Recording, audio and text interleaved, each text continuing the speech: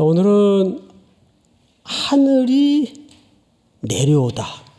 제목이 좀 낯설죠? 이상하고.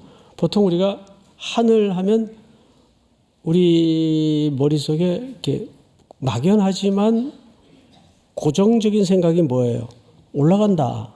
하늘로 올라간다 그러지 하늘이 내려온다? 오늘 과연 이 얘기가 무슨 얘기일까? 해서 몇 가지 오해를 좀 벗겨내고 하늘이 내려온다는 이 굵은 성경의 가르침 속에 담아져 있는 함의는 뭘까에 대해서 살펴보도록 하겠습니다. 우선 오늘은 새 예루살렘에 대해서 먼저 볼 겁니다. 성경에도 새 예루살렘이 등장을 하고 오늘 본문에도 사실은 새 하늘, 그리고 우리는 하늘만 생각을 했는데 놀랍게도 새 땅이 나와요. 맞죠? 이건 제가 만들어낸 용어가 아닙니다.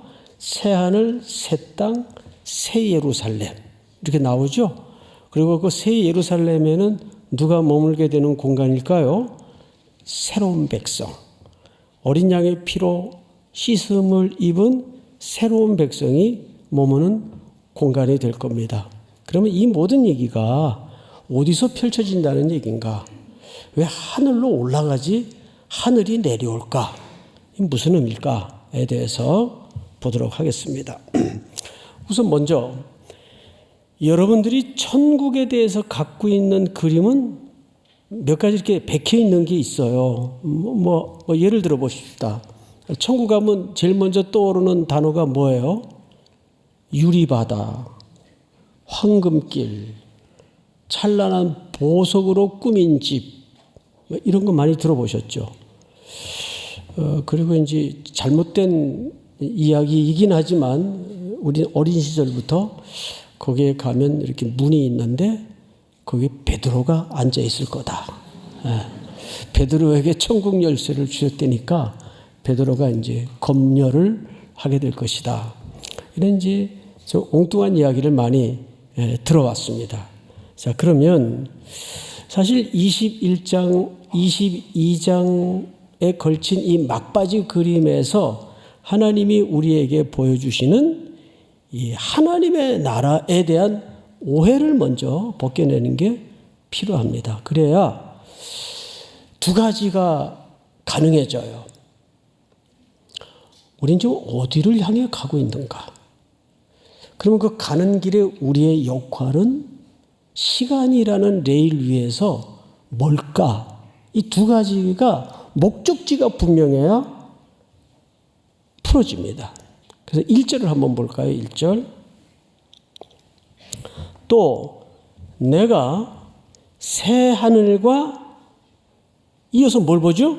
새 땅을 봐요.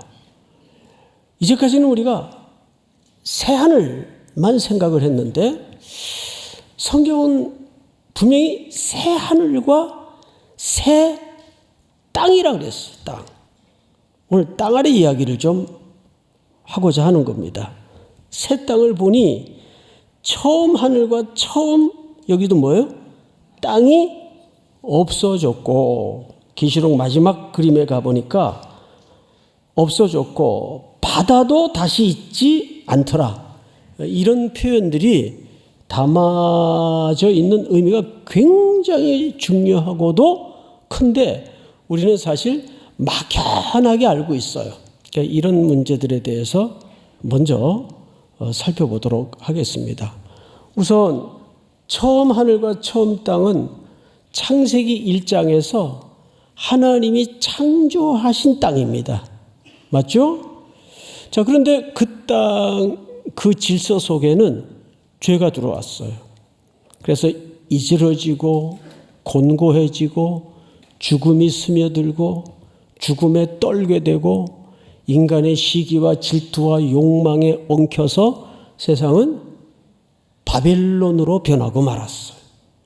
사치가 주인 노릇을 하고 보이는 가치가 주인 노릇을 하는 그런 세상이 되고 말았어요. 지옥이죠. 제가 최근에 5부작 드라마를 하나 보게 됐는데 공영방송에서 제작을 한 겁니다. 근데 제목이 멧돼지 사냥이에요. 보신 분들도 계실 거예요. 좀 문제작인데 일단 제가 하이라이트만 말씀을 드릴 테니까 일부러 찾아서 보진 마세요. 왜냐하면 이 영화 자체가 이 드라마 자체가 굉장히 찝찝하고 음울합니다. 그리고 내내 깔아있는 BGM이 뭐 이런 아주 기분 나쁜 그런 음으로 BGM을 깔아놨어요. 그리고 이렇게 화면의 톤도 이렇게 어두워요. 내용은 이렇습니다. 어느 산골에 조그마한 마을이 하나 형성되어 있습니다. 뭐 어느 마을에서나 있는 그런 일들이 일상이 펼쳐져요. 겉으로는 평온하고 몇 가구 안 사는 마을이지만 어릴 적부터 같이 어린 시절부터 함께했던 동네 청년들이 가정을 이루고 이제 가구를 이루어서 형성되어 있는 마을이에요. 근데 그 마을에 영수라는 사람의 집에 이 사람이 술만 먹으면 습관이 뭐냐면 로또를 사요. 로또. 맨날 그것만 들여다보고 있는 거예요. 근데 어느 날 로또가 걸린 겁니다. 무려 평생 만져보기도 힘든 그 특별히 산골에서 10억이 당첨이 된 거예요. 10억이. 갑자기 분위기가 이렇게 좋아지는데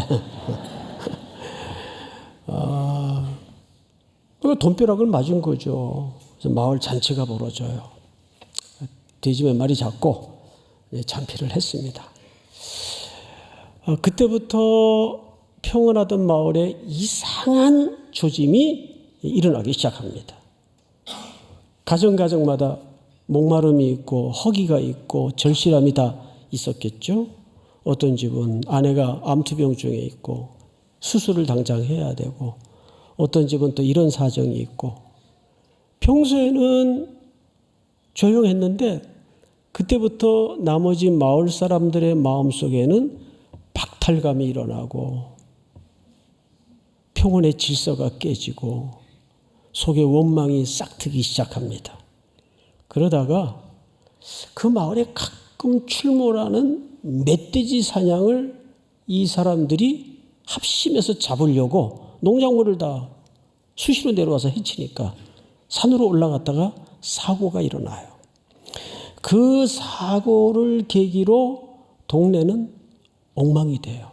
서로 의심하게 되고 그리고 나머지 사람들이 의기투합해서 그 돈을 뺏으려고 이제 음모를 벌이고 협박을 하고 평소에 상상할 수 없었던 일들이 일어나요. 그러니까 인간의 죄악이 건드려지니까 욕망이 건드려지니까 순식간에 평온하던 산골 마을은 쑥대밭이 되고 지옥이 됩니다. 근데 그 동네에 또 치매를 앓는 할머니 한 분이 평소에도 자꾸 이상한 소리를 헛소문을 만들어서 뿌려대기 시작하니까 마을 사람들이 이 헛소문에 질려 있는 상태인데 그만 그 치매를 앓는 할머니 한 분이 그 사람들이 멧돼지 사냥을 끝내고 이제 술을 한 잔씩 하고 모여 있는 집에 잠이 들었어요. 그 집에 들어와서 그 팔각형 성냥 기억나시죠? 딱 그거 가지고 그냥 기름을 뿌려서 던져버리고 할머니는 산길을 따라 걸어가는 장면이 마지막이에요. 그 집은 뒤에서 훨훨 타고 있어요. 한순간에 다 죽었습니다. 그 드라마를 보면서 느끼는 게 뭐냐 하면 사람들의 의도 속에 감추어 놓았던 들키고 싶지 않았던 모든 욕망과 상대적 박탈감과 상대방이 잘된 데 대한 질시 이런 것들이 뒤엉켜가지고 지옥이 되는 거예요. 성경에 나오는 바벨론의 질서가 드러나는 겁니다. 사실 오늘 이 성경 이야기도 그 얘기를 하고 있는 겁니다. 그래서 1절을 다시 보시면 이렇게 돼 있어요. 새 하늘과 새 땅을 보니 처음 하늘과 처음 땅이 없어졌고 그 처음 하늘과 처음 땅은 바로 말씀드린 이런 세상이 없어졌어요. 그리고 무엇도 다시 보이지 않는가 하면 바다도 다시 있지 않더라. 여러분, 왜 갑자기 다른 피조 세계가 많을 텐데 산도 있고 들도 있고 나무도 있을 텐데 하필 유독 바다가 다시 있지 않았다.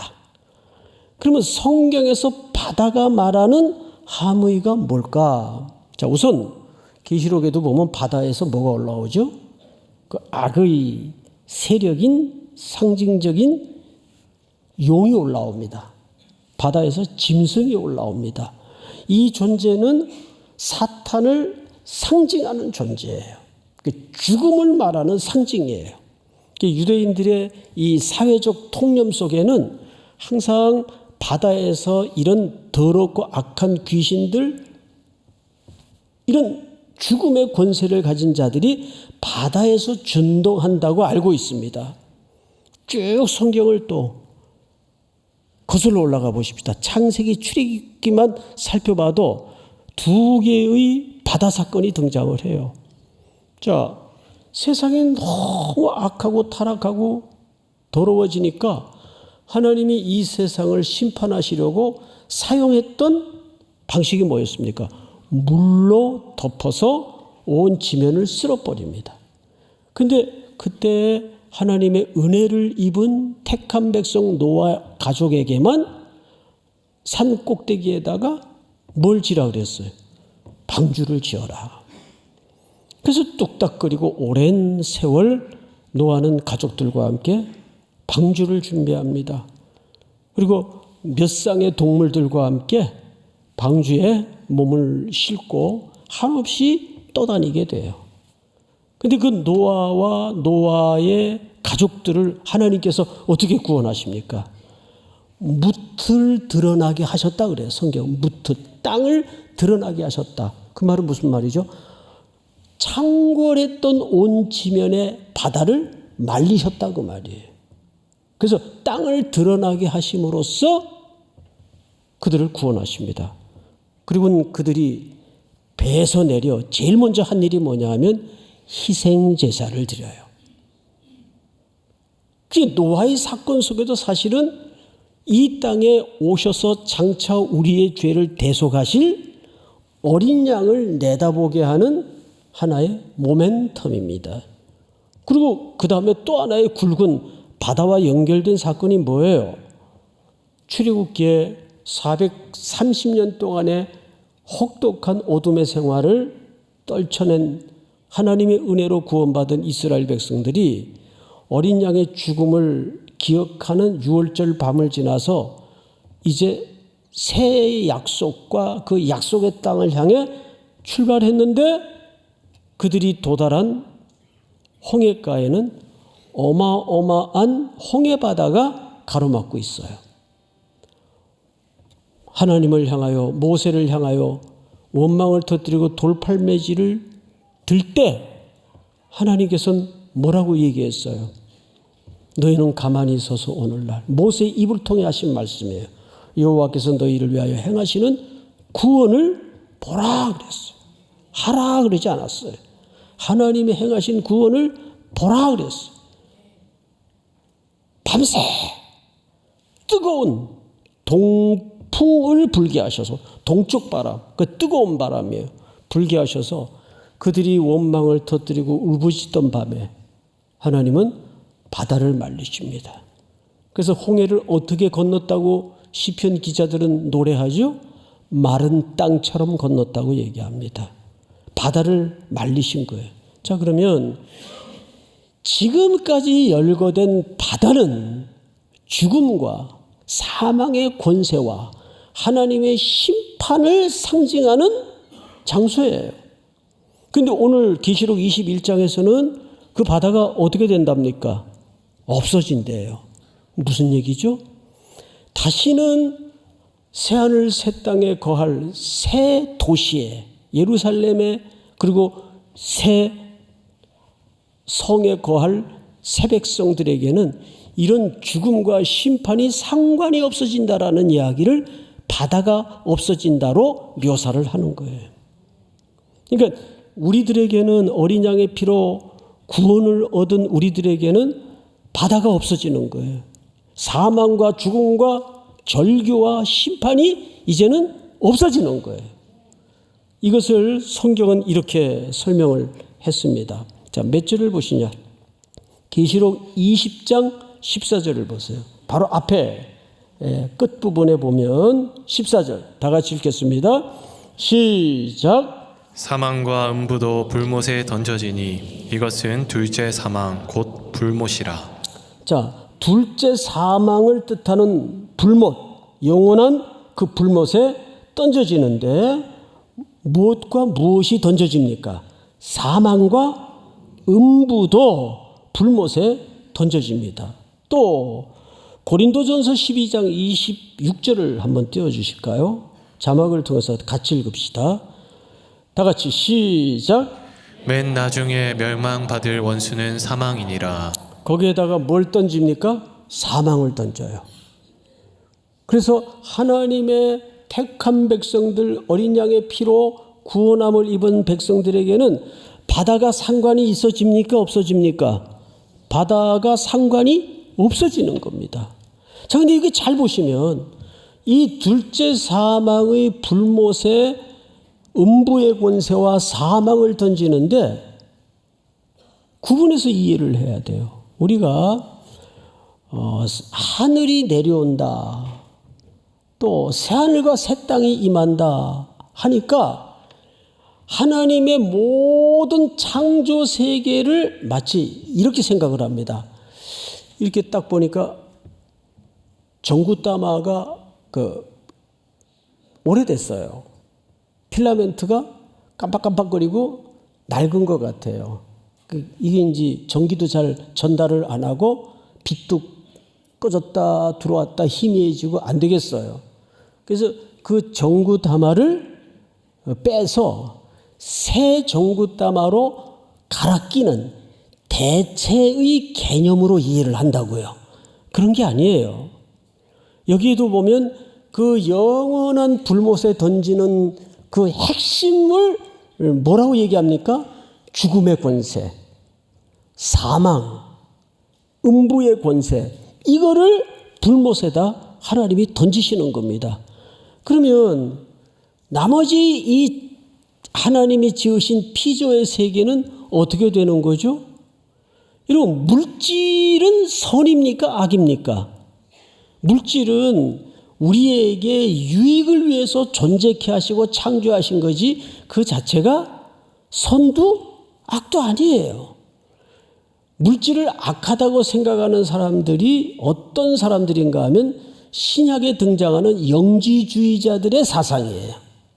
물질을 악한 것이니까 우리 육체도 악한 것으로 간주를 해서 그냥 죄악의 마음대로 실리도록 방임하는 그런 개념을 영지주의자들이 발전을 시키죠. 그러나 푸른 나무, 이사야서에도 보면 뭐라 그랬어요? 어린 양과 사자가 함께 놀며 함께 뒹굴며 그런 새하늘 새 땅을 꿈꾸지 않습니까? 어린아이가 독사굴에 손을 넣어도 해를 입지 아니하는 나라. 근데 그 본질적인 죄가 이 땅에 들어옴으로써 모든 것들이 병이 든 거지 그 자체가 악하고 선한 게 아니에요. 이 얘기를 굳이 왜냐하면 만약에 그 자체가 악한 것이라면 하나님은 우리가 막연하게나마 그렇게 생각했던 것처럼 세상을 이렇게 갈아 끼죠. 이게 싹 그냥 불태워서 없애버리고 그냥 여기다가 담뿍 떠다가 새 것으로 입히죠. 그런 게 아니란 말이에요. 한 가지 예를 들죠. 나중에 이제 우리가 마저 설명을 하겠지만 예수님이 이 땅에 육신의 몸을 입고 오셨어요. 맞죠? 예. 안 믿으시는데. 요한복음 1장 14절 한번 띄워주실까요? 제가 읽겠습니다. 말씀이 육신이 되어 우리 가운데 거하심에 우리가 그 영광을 보니 아버지의 독생자의 영광이요 은혜와 진리가 충만하더라. 자, 하나님의 아들이신 신적인 존재가 뭘 입고 이 땅에 오셨어요? 육신의 몸을 입고 오셨어요. 육신을 입고 오셨단 말이에요. 그런데 예수님이 로마의 군병들에게 체포되어서 대제사장들의 군사들에게 고발되어서 끌려가 신문을 받으시고 가장 치욕스러운 현장인 십자가에 죽으셨습니다. 그리고 사흘 만에 부활하셨어요. 자, 여기서 우리가 주목할 것은 예수님이 부활하실 때 아무것도 보이지 않는 어떤 영적인 존재로만 부활하셨나요? 아니죠. 제자 공동체에 나타나셔서 옆구리에 창자국을 보이시고 손에 못자국을 보이셨어요. 그러면 육신으로 부활을 하신 겁니다. 근데 그 부활의 육신의 몸은 새 몸이에요. 내가 아직 아버지께로 가지 못했으니까 너희들 내 몸에 손을 대지 마라. 손대지 마라. 근데 그 몸은 영적인 새 몸이란 말이에요. 그렇듯이 우리가 이 땅에 새하늘 새 땅으로 하늘이 내려온다라는 말은 무슨 말인가 하면 똑같은 뜻입니다. 즉, 이 땅의 모든 것들을 싹 불태워서 갈아엎고 다마라 그러면 안 되죠. 전구알 갈아끼듯이 새 것으로 대체하는 개념이 아니라 이 좀 이름 영어를 써서 죄송하지만 리뉴얼, 갱신이라 그러죠. 갱신을 하는 거예요. 우리로 하여금 새 몸을 입도록 만드시는 겁니다. 믿습니까? 그러니까 우리는 나중에 죽음 이후에 아주 몸이 없는 존재로 부활을 하는 게 아니라, 그러면 부활이라는 말을 굳이 쓸 이유가 없어요. 우리는 부활을 하는데 지금 이렇게 유한한 병들고 죽음이 찾아오는 이런 몸으로 부활을 하는 게 아니라 새 몸으로, 새 사람으로 부활을 할 것이라고 말이에요. 믿습니까? 자, 그래서 우리 성도들이 기다리는 것은 하늘이 내려오는 걸 기다려야 되는데 여기에 이제 갈등이 일어나요. 알겠는데 목사님 말씀 이렇게 어렵게 설명을 하면서까지 그 내용을 이제 알겠는데, 근데 우리 성도들이 놓여 있는 현실은 어떻습니까? 여전히 가슴앓이가 있고 여전히 죽음과 병에 시달려야 되고 아픔이 있고 배반이 있고 시련이 있고, 이게 무슨 하늘이 내려온 거예요? 그렇잖아요. 내 코가 석자인데 당장 지금 이 예배의 자리에 앉아있는 여러분 각자 속에도 설교를 하고 서 있는 제 가슴 한복판에도 휑휑 바람이 불고 어떻게 해야 되나 갈등이 있고, 이게 무슨 하늘이 내려온 삶이에요. 그렇잖아요. 그래서 우리가 성경의 굵은 질서를 하나 알아야 됩니다. 그게 뭐냐면 예수님께서 십자가에 못 박혀 죽으실 때 마지막 말씀이 뭐였습니까? 다 이루었다예요. 그 말을 우리는 단선적으로 이해를 합니다. 즉 이제 우리 죄값이 다 지불되었다라는 뜻이다. 맞아요. 그런데 그 다 이루었다라는 말 속에는 우리의 죄값이 지불되었다라는 말만 포함된 게 아닙니다. 거기에는 우리가 저 시간 넘어 마지막 장면에서 완성될 그 완성까지를 그 속에 뭐예요? 이미 이루어 놓으신 사건이 십자가의 사건이에요. already 이미 와. 그런데 아직 우리는 어디에 서 있죠? 그 길로 향하여 걸어가고 있는 시간이라는 레일 위에 서 있습니다. 이건 already not yet. 근데 아직은 완성이 안 됐어요. 그러면 십자가의 그 사건을 통해서 우리가 내다보는 확신이 하나 있어요. 그게 뭐냐면 확신이 아니에요. 확인이 하나 있어요. 예수 그리스도의 성취와 그 죽음을 통해 이루어 놓은 완성은 시간이 걸릴 뿐이지 어떡한다? 반드시 하나님의 선하심으로 결말을 만들어내고야 말 것이다. 그거는 결코 우리의 잘남과 못남의 여지를 따라 변동될 수 있는 플랜이 아니에요. 만약에 우리의 잘남과 못남과 순종과 불순종의 여지를 따라 변동될 수 있는 결과라면 예수님의 십자가의 사건은 계속 반복이 돼야 돼요. 아, 얘 또 넘어졌네? 내가 다시 못 박혀야 되겠다. 가능해요? 그런 게 아니란 말이에요. 영원히 단번에 십자가에 지불하시고 완성하시고 이루어 놓으신 사건이에요. 그런데 물어봅시다. 시간은 하나님에게 필요한 겁니까? 우리들에게 필요한 겁니까? 우리들에게 필요한 거란 말이에요. 그러면 알겠는데 그러면 막 그냥 한 번에 확 우리를 어떻게 완성의 그림까지 바꿔놓으시지 뭘 이렇게 시간을 걸려서 세월을 경험하게 하시고 그 지난한 시간을 걸쳐 일들을 겪게 하실까? 이유가 있을까요? 없을까요? 여기 이유가 있는 거예요.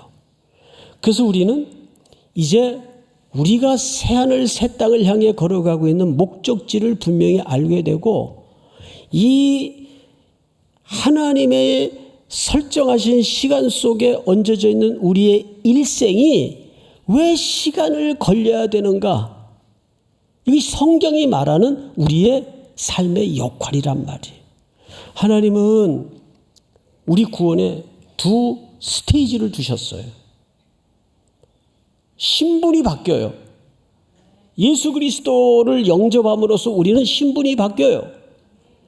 내 수준과 어떤 여지와 상관없이 하나님의 딸이 되고 하나님의 아들이 됩니다. 그런데 아직 내 모든 내면의 상태나 삶의 습관이나 이런 걸 보면 왕자와 딸커녕 거짓골도 못 돼요. 예? 이거는 어떻게 만들어지는 수순을 밟아야 됩니까? 이건 시간이 걸릴 수밖에 없어요. 그 이유가 있는 거예요. 그래서 성경에는 선교라는 말이 없어요. 단어도 없고. 근데 성경은 전부 선교의 이야기입니다. 왜? 교회가 이 땅에 존재하는 이유, 그 교회의 구성원으로서 내가 속해야 되는 이유는 어린 양이신 그리스도께서 우리에게 누구로 오셨기 때문에? 신랑으로 오셨기 때문에. 그래서 3절을 한번 볼까요? 2절부터 보겠습니다. 또 내가 보매 거룩한 성 새 예루살렘이 하나님께로부터 하늘에서 내려오니 그 준비한 것이 신부가 남편을 위하여 단장한 것 같더라. 그러니까 독생자 예수 그리스도께서 육신의 몸을 입고 이 땅에 내려오실 때에는 왜 내려오셨습니까? 우리와 함께 하기 위해서 임마누엘로 오신 거예요. 그분은 우리를 가리켜 단장한 신부라고 말하고 그분은 자기를 우리와 관계 함께 하심으로써 신랑이라고 설정을 합니다. 이런 부부관계로 설명을 해요. 구약에서는 하나님과 우리를 신부로 신랑으로 설정을 하죠. 이것이 신약에 뭘로 나타났습니까? 교회로 등장을 한 거예요. 그래서 교회는 여전히 흠이 많고 여전히 문제가 있고 여전히 시끄럽지만 교회는 경이로운 공동체입니다. 나중에 새 예루살렘 성에 들어가는데 성전이 안 보여요. 다음 장에 이제 나옵니다. 성전이 안 보입니다. 이게 뭔 일인가 봤더니 온 우주가 그분의 성전이에요. 그래서 에베소서 1장 10절을 한번 띄워주실까요? 하늘에 있는 것이나 땅에 있는 것이 다 그리스도 안에서 우리는 그냥 통일되게 하려 하심이라 이렇게 번역을 했는데 여기에 삽입돼야 될 단어 하나가, 문장 하나가 있어요.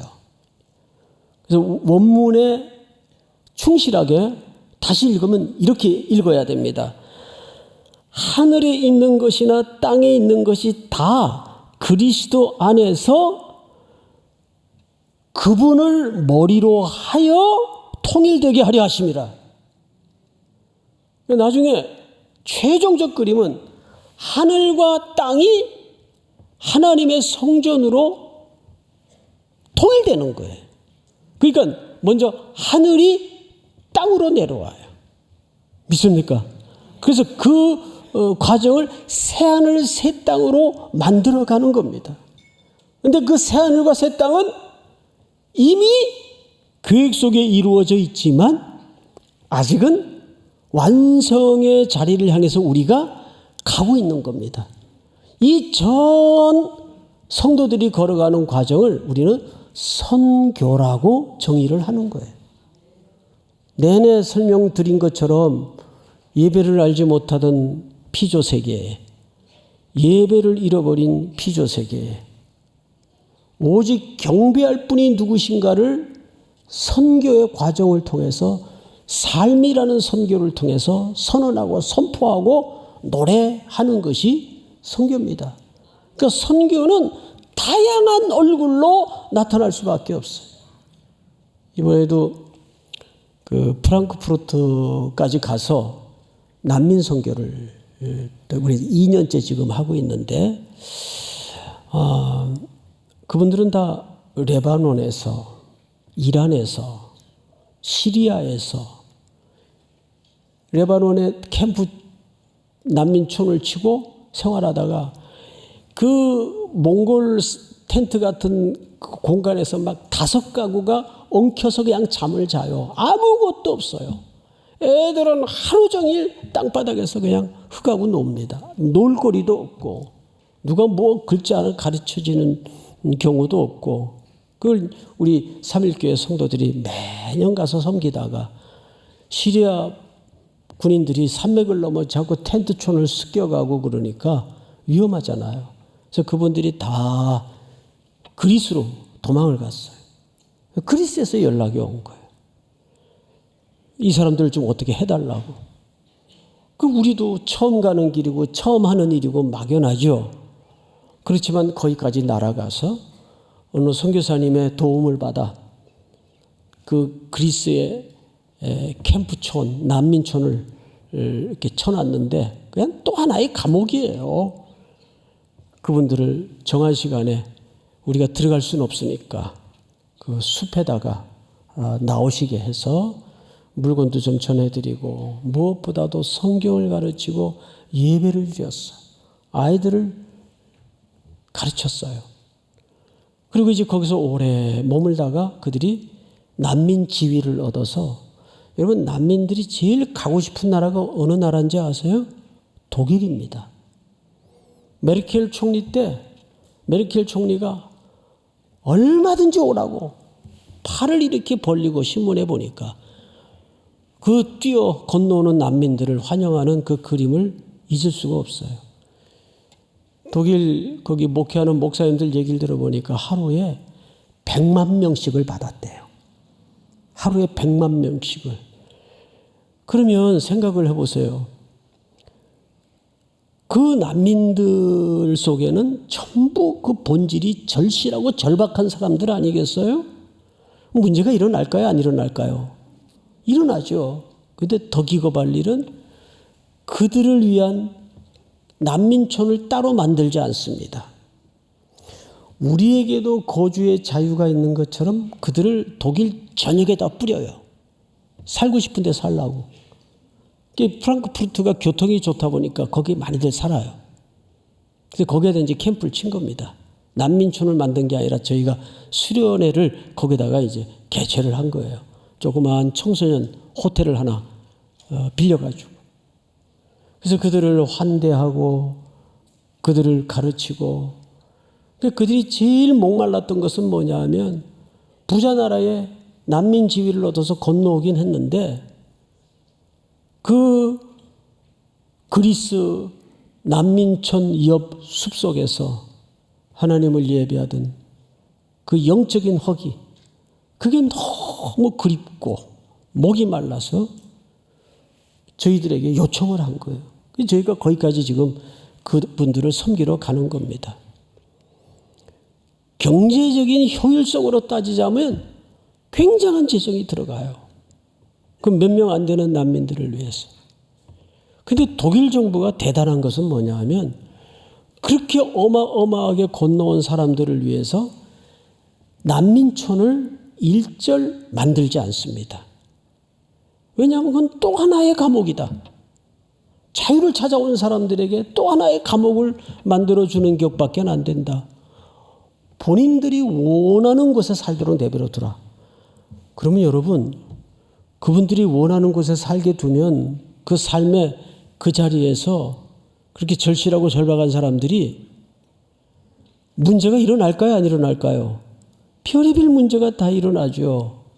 그런데 더 놀랄 일은 그게 인터넷에, 신문에, 뉴스에 안 난답니다.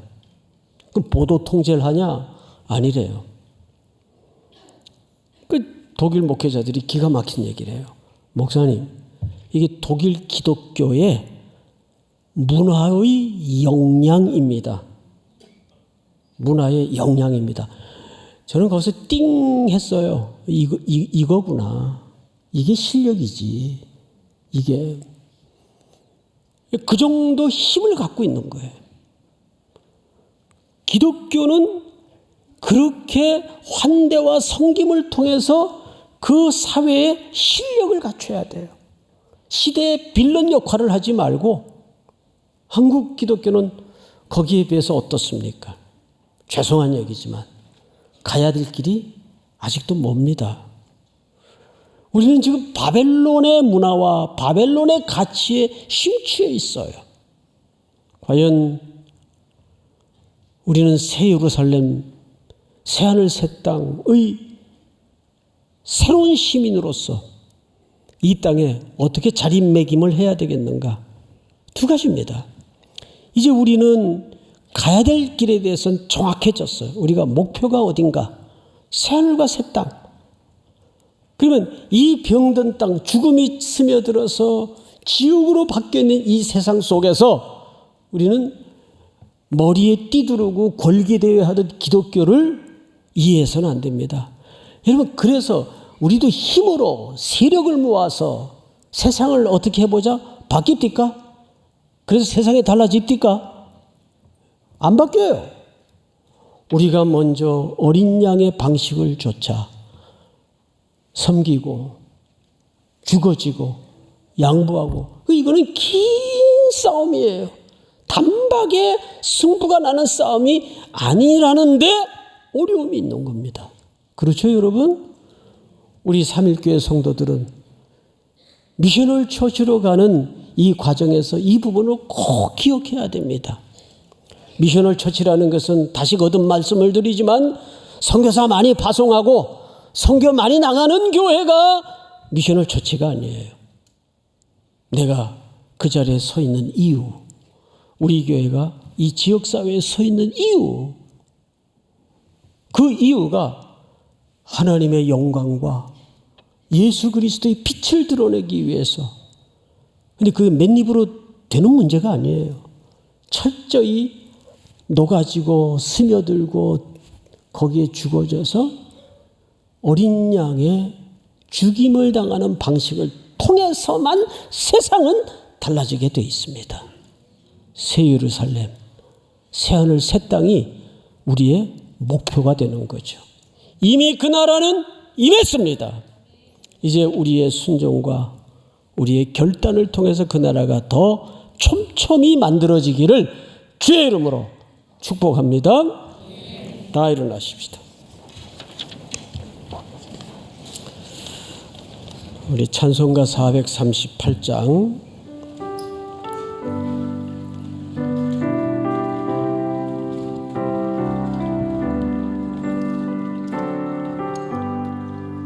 내 영혼이 은총이 범준한 죄짐 벗고 이 슬픔 많은 이 세상도 천국으로 와도다. 할렐루야 찬양하세. 내 모든 죄 사함받고 주 예수와 동행하니 그 어디나 하늘나라.